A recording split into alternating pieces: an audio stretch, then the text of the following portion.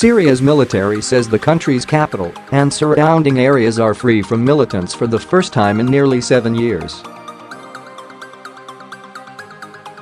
The announcement that the Islamic State group has been ousted marks a milestone in the war and comes after government troops captured a southern part of Damascus and the Palestinian refugee camp Yarmouk.A.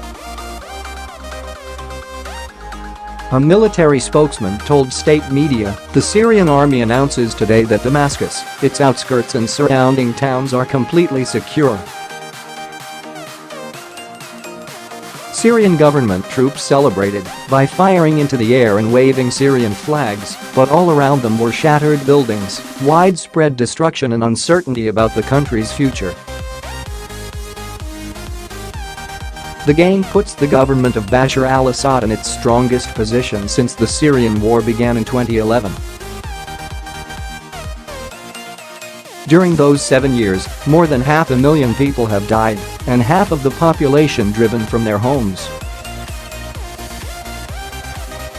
Assad's troops launched their offensive on southern Damascus a month ago, taking advantage of the gains enjoyed since Russia entered the war on their site in 2015.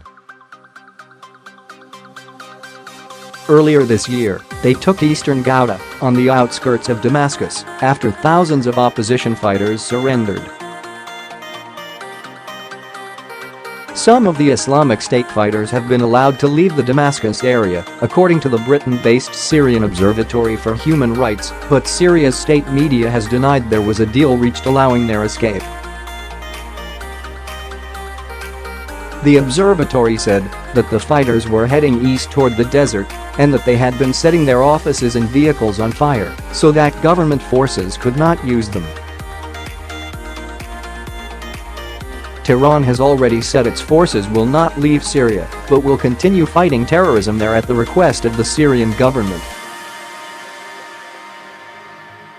Iranian Foreign Ministry spokesman Bahram Ghasemi said, "Our presence in Syria has been based on a request by the Syrian government and Iran will continue its support as long as the Syrian government wants." Elsewhere, Kurdish forces are in control in much of Syria's east and northeast, while Turkey has sent forces to the northwest to fend off the Kurds. In Syria's southwest, rebels hold territory on the border with Israel and Jordan, but moving towards that area with Iranian militias would mean Assad risks conflict with Israel.